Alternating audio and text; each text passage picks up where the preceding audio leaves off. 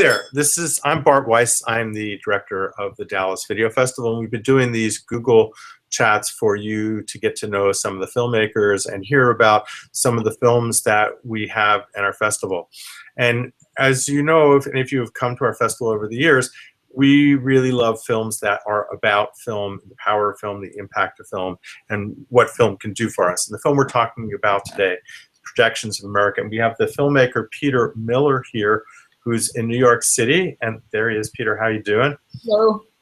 And Peter has, aside from this film, made several very important films that people have been talking about for a long time, aka Don Pomus, Jews in Baseball, which I was talking to him before this call, Sacco and Vanzetti, which is a really important film, the Internationale, which I really personally love, and Passing It On, which, by the way, we're showing the Black Panther documentary on Wednesday night at the festival. And that's a great film. I had a tiny, tiny role in helping that film along, and man, what an important story, and I'm so glad it's doing so well.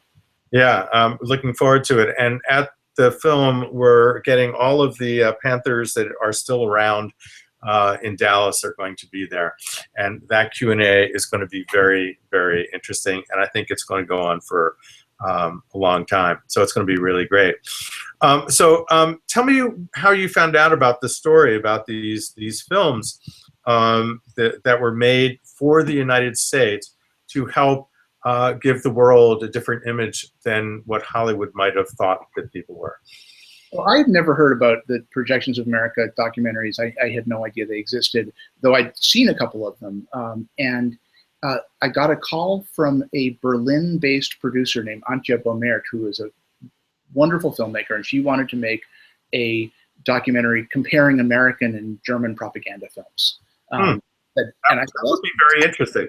Well, that's an interesting idea, and she said, but there are these films I just discovered that I've never heard of and no one's ever heard of, which were these films to show newly liberated populations who Americans were. And they were under the umbrella called Projections of America, and they were created by these great filmmakers, both Hollywood types and also the great documentary makers of the day. And they are these really interesting movies. And I said, well, wait a minute, let's learn more about that. And before long, we decided that our film was going to be about these films because there was such a rich story behind how they were made, how they were received, why they were made, and what they tell us about filmmaking and about the power of film. So as a documentary filmmaker who believes that film does have the ability to change people's minds and open their hearts and their minds to new ideas, I thought, whoa, here's some people who are doing that during the worst time in human history, in the middle of World War II. They're making these interesting, optimistic films about the possibility of America. And so where did you find these films? Were they at the National Archives? How did you get them? Well, all these films, which were made by the U.S. government, by the U.S. Office of War Information, everything that the U.S. government makes in the world of movies is kept at the National Archives. It's an amazing resource. And I've spent lots and lots of time there on lots of movies looking through these millions of feet of film that they've got.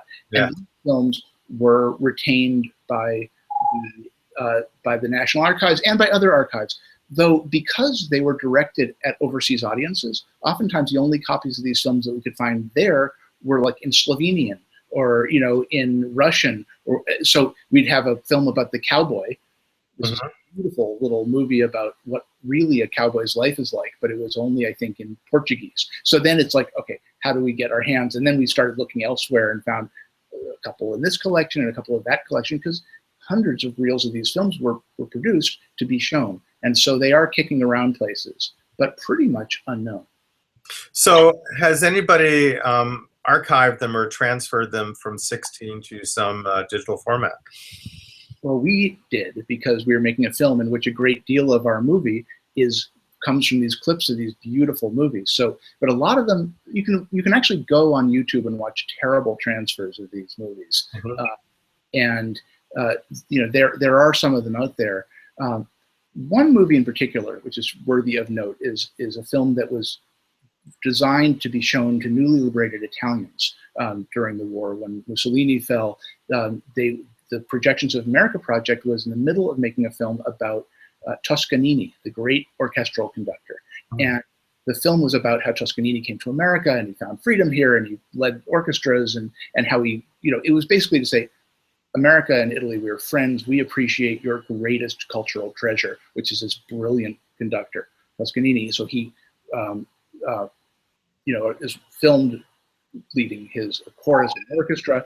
And curiously enough, I made a film called The Internationale, which is about the old radical song, The Internationale, which is the song of communism and socialism.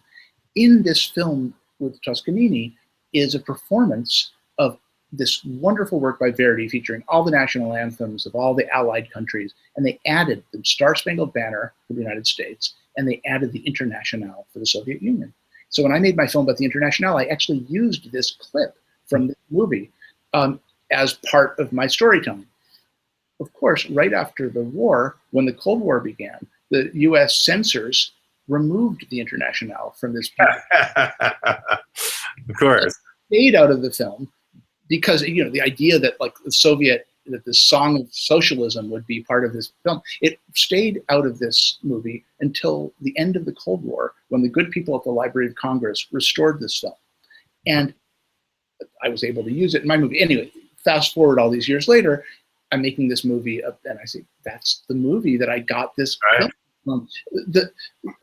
And the Library of Congress had held on to the censored clip because that's what a good library does. They didn't show the before and after. So, but these films, are beautiful. Some of them shot by some of the great cinematographers and shot by some of the great directors. I mean, Joseph von Sternberg made one of these, and John Houseman and Robert Riskin was the head of this effort. Robert Riskin wrote most of Frank Capra's great movies, and here he was leading this propaganda film effort. So how did he get involved with this? I mean, it's kind of a big project and took him away from all that potential that he could have been doing in Hollywood during that time. Robert Riskin was a very successful Hollywood screenwriter. He wrote Meet John Doe and Mr. Deeds Goes to Town and It Happened One Night, one of the greatest films. Great movie.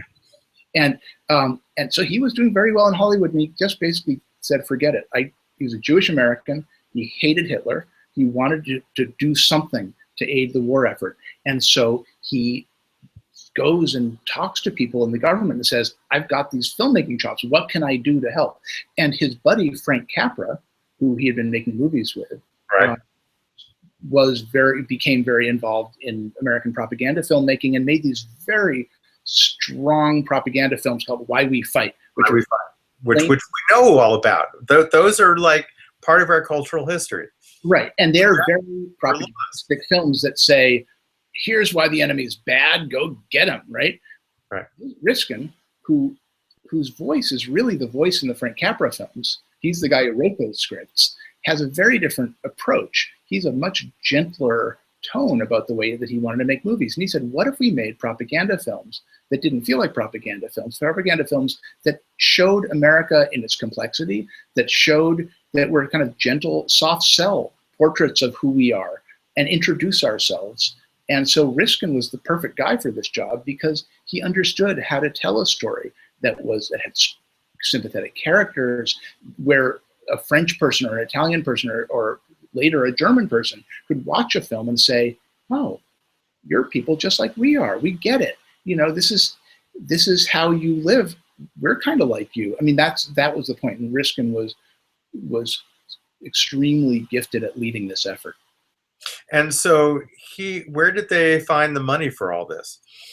There was money out there to make propaganda films. I mean, the Office of War Information had to make propaganda. That was part of our work as, for the American war effort. So there was some cash available, but in the midst of all of this, of course, they're making these films that are in some ways representing a kind of liberal point of view. These films are racially integrated at a time when the army was still completely segregated. Yeah. These films showed, one of the movies is about how a small town chose to refuse to take in refugees. They didn't want to welcome them. And these poor folks from Europe who are really struggling, it's a kind of about how we aren't always at our best. And these are films, and eventually by the end of the movie, the people recognize the humanity. But these are And they get to be friends, and everything is great. everything's like, but these are movies that show a kind of liberal view of America, of what America could be, of its diversity, of the messiness of democracy. And Congress, which was a lot like the Congress now, a Democratic president and a very hostile Congress, which voted to defund these projects right in the middle of this propaganda film effort. They took away the money from the Office of War Information's domestic film branch because the perception was that this culture was supporting something that was hostile to America in some way, that was propaganda for the left. Happily, these overseas films were kind of under the radar because they were meant for overseas audiences. They weren't really shown here, and so they continued to get made throughout the war. So where were they shown in foreign countries? I mean, it's easy to get a film shown in the United States if you can control the distribution, but in particularly hostile countries, where were they getting these out there to? Well, they were shown in newly liberated countries. So, for example, the troops go over and liberate Normandy on D-Day and after, and it's within a couple of weeks, really, the films come over. And they put up film screens and they put up projectors, which they travel around with in the backs of trucks. And sometimes they're doing them on the walls of barns, or they're doing them in bombed out buildings. They get shown soon after the American military arrives. They start showing these movies. But there's a logistical problem to show a movie in a place that has been at war days earlier that's still smoking. A lot of the theaters have been destroyed. A lot of the movie people have been sent to concentration camps, or have been killed, or the ones who have stayed around are the ones who collaborated with the Nazis. So it's very complicated, actually, as a logistical task. How do you show an American propaganda movie in a place where all of this conflict has just gone down, and the infrastructure is gone? The distribution. How do you even make prints of these films? They had to commandeer film labs and figure out how to do this. It was like a military operation to show these movies. And one of the things that my producing partners did on this film, I've made this film in collaboration with a Berlin-based production team, and one of the things that they did that was, I thought, astonishing was to find several people who are in their 80s who remember seeing these movies as kids. And that's hard to do. How do you find somebody who saw a 10-minute propaganda film in 1944? How do you, and they somehow were able to chase down a few people in Normandy and a few people in Berlin who saw these films, who remember going to a bombed out cinema. One woman talks about having to bring a lump of coal to the cinema because she was watching in the wintertime. It was so hot there, it was so cold there, that the only way that they could, people would have to actually bring their own heating fuel. It was really tough times, but people love to go to the movies.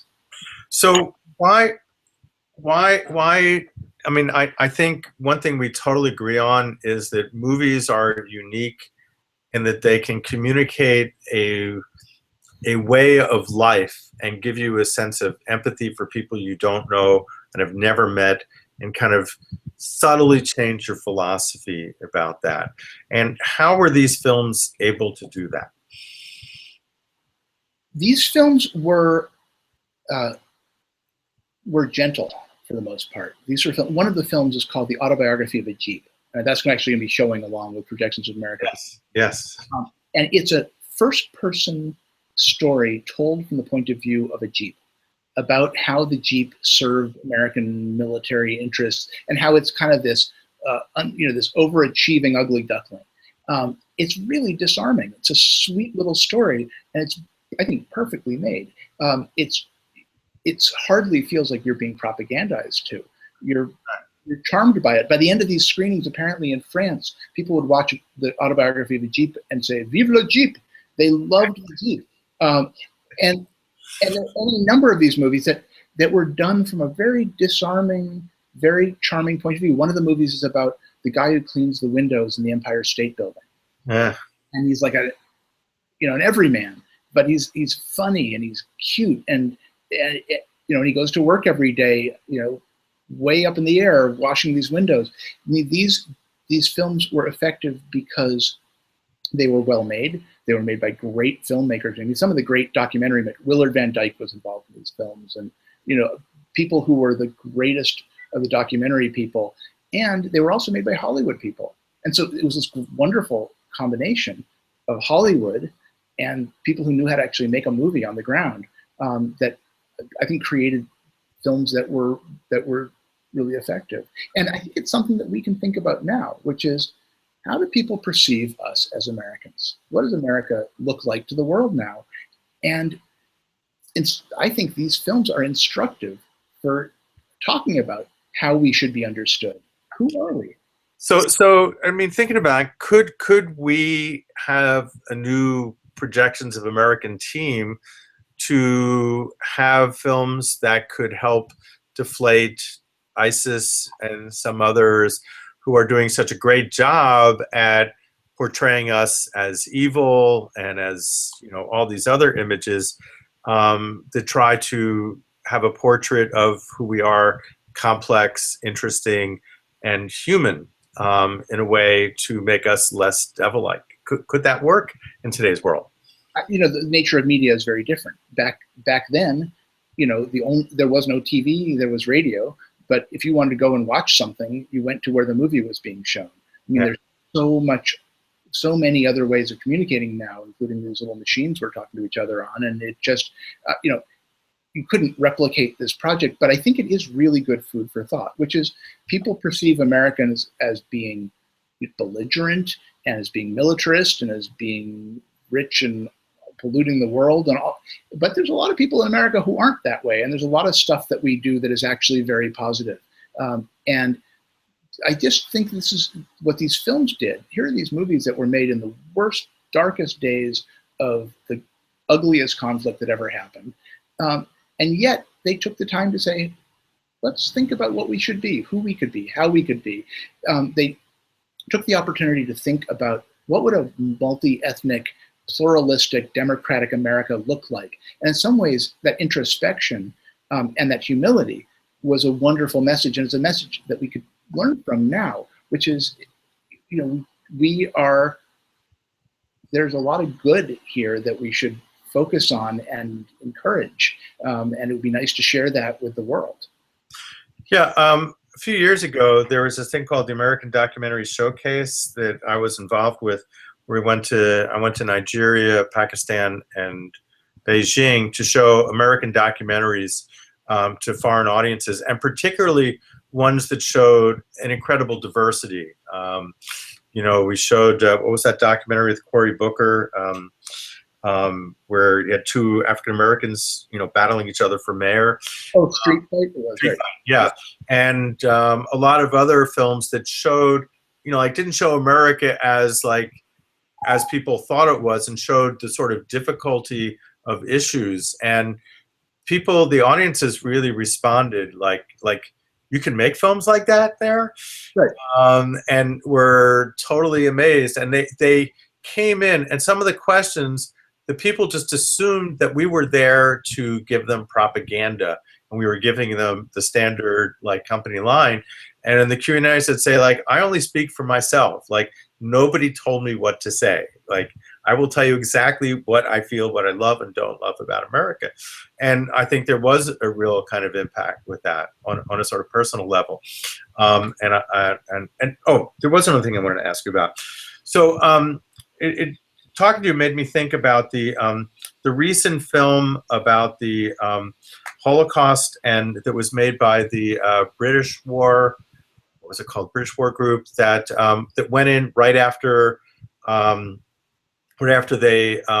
freed the concentration camps, which was also just recently released. And all this footage that was meant to go out there, and they put this thing together. We're starting to put together to show to German audiences after the war, to show this is what you guys did. This is what the horror of the Holocaust was. And halfway through the project, it got canned. because they decided they didn't want to like wag their fingers at the Germans, like, you are bad people. So it took up until this year for that film to actually get shown to audiences. And I don't know if you saw it, but it's a pretty... You know who was heavily involved in that film? It was, I think the head of the project was Sidney Bernstein, who was the head of Yes. British film propaganda. Yes. And worked closely with Robert Riskin on the Projections of America films. But the other person who was heavily involved was Alfred Hitchcock. Yes, yes. Editorial advisor to that film. And one of the things I thought that was especially fascinating about that, I didn't get to see it yet, but I'm eager to. It's not something you're eagerly wanting to see, although it's very important. I like this sort. Whatever. I see. Yes, not a happy night out at the movies. But one of the things that Hitchcock apparently said to the film crew was, edit with long takes. Yes. You want don't overly manipulate it, which is the exact opposite of what he does in all of his films. If you're overtly emulated, because you want to experience them and say, like, this has not been totally fabricated. This really is true. And right, yes, he was the voice in the room saying, cut less, make it let the story unfold with the footage. Which is not his usual MO. So it's really interesting to see, Hitchcock basically saying, this is the truth. Yes. And use the truth by watching it. There's one of the movies in the Projections of America series I really love is called Tuesdays in November. It's about voting. You go to this little town where they're having an election, and you watch the people vote, and the main characters hate the guy who wins. They're annoyed. It's like, why did this guy win? And it's this wonderful thing that it's, here you expect this propaganda film about democracy to be, you vote for the person, they win, you're happy, it's all good. And they fetch about this. They're miserable. And to me, that's just like, this is good propaganda. It's like, you know what? It's not always so simple. Democracy is a mess. Voting, you don't always win, but it's better to vote than not to vote. It's better to have some form of democratic participation. And I just love that. I mean, it is in some ways the truth. The truth should set you free, and if you can present the truth, I think it can be very, very powerful. And that's what I think we do as documentary filmmakers. Is you try to present it. You obviously present it in a way that supports some vision of what you want the world, how you want the world understood. But So, what did you learn about documentary filmmaking from watching all of these films that you can sort of bring into your own work? Well, one of the things that documentary filmmaking has changed a whole lot since then. A lot of the films that they made were very staged because you didn't have the lightweight cameras and all the technology that made documentaries, evolve and change, in the post-World War II era. But there's an artfulness and a beauty about the way some of these movies are made.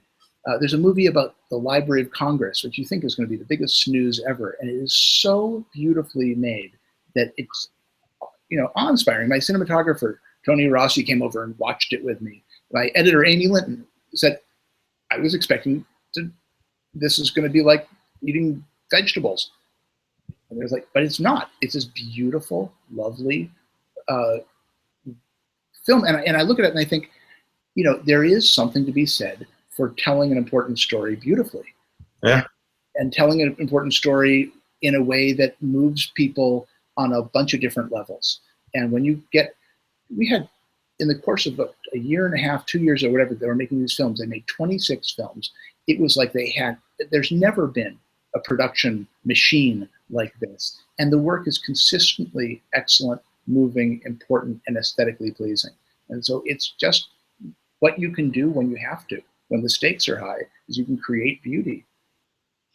It would be nice if somebody did like a 2-day festival and just sort of ran them all on a large screen, and just to sort of, because what you're describing really is a kind of, it's a liberal dream of what America could be, of like, what its great potential is and was.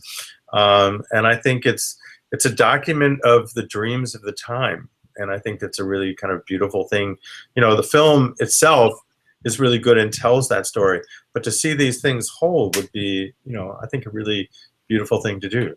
and we would love to do that. So yeah, that's on the agenda as soon as we can. You know, it would be lovely when, you know, we're working on getting a broadcast for this. It would be great if these films were shown at the same time or just after it.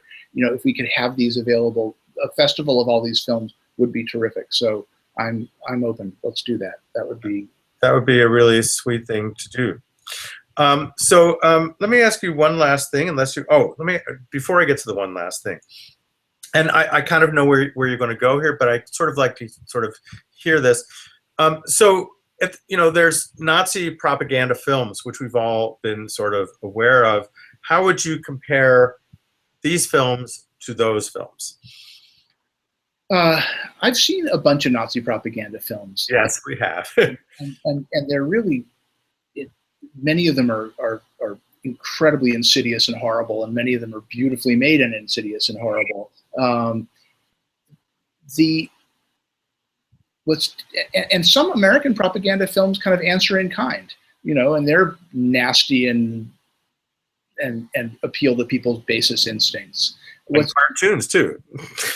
Yeah, we made cartoons that would just really embarrass you to be an American. We made some films, you know, and a lot of our World War II propaganda films were terribly racist about Japanese in particular, and were just, you know, they were effective because they were nasty. These films aren't like those. The Projections of America documentaries are unlike any other documentaries and propaganda films I've seen, because they are in fact gentle and complex and optimistic, and don't hit you over the head and don't insult you. And you know, and it's no wonder that when the Cold War came along, they were swept under the rug, because they reflected a vision of America that was no longer in fashion. But they are, for a time, during this terrible time in history, this optimistic view of the world, this liberal view of the world that I think is unlike. I haven't seen stuff like this. You know, another way to think about these films are it's the exact opposite of Fox News. Precisely.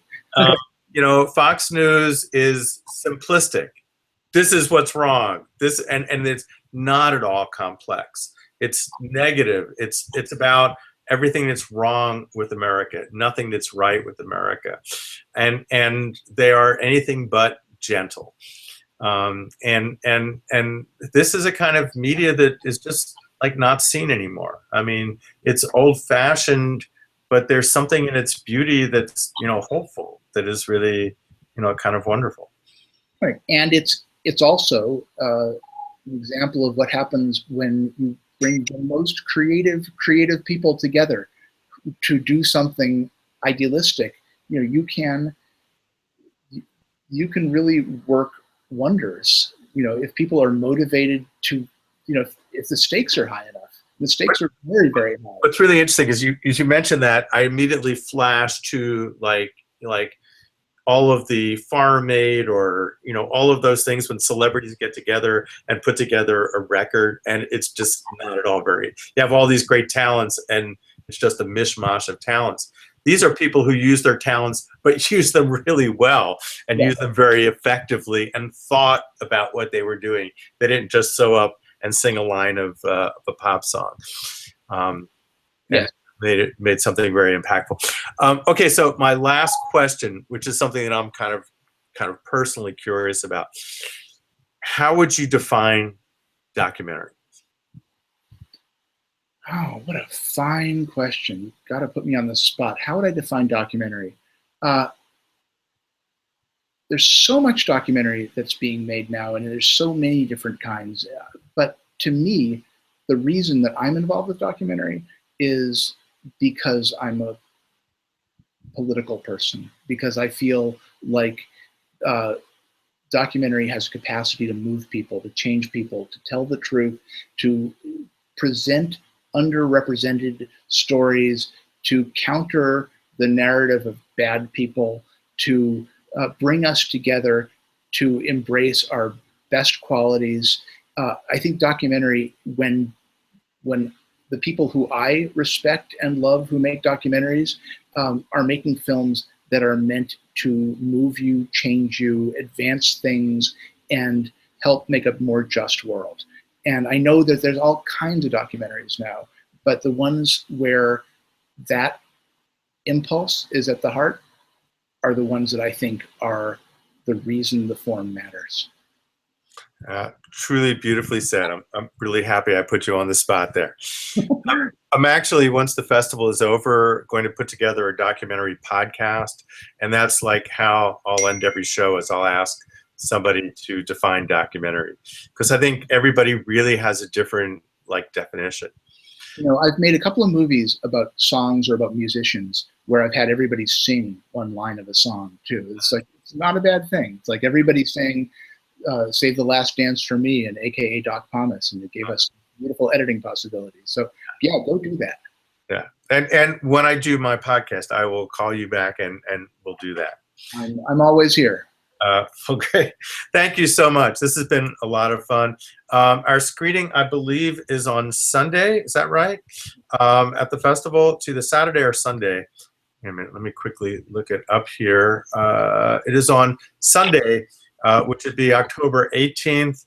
And indeed, as you said, we're showing the Jeep movie before. So maybe when you're done watching the Jeep movie, you can sing Vive la Jeep and then watch Projections of America. It's really, one of those films that is about what the power and impact of film can be. And it's a really well-crafted film from a gifted filmmaker. So Peter, I'm really glad I had a chance to talk to you and to actually meet you face to face via the miracle of Google. So I love it. And thank you so much for including the film, and it's been a real pleasure. All right. Thank you so much. All right. Bye-bye.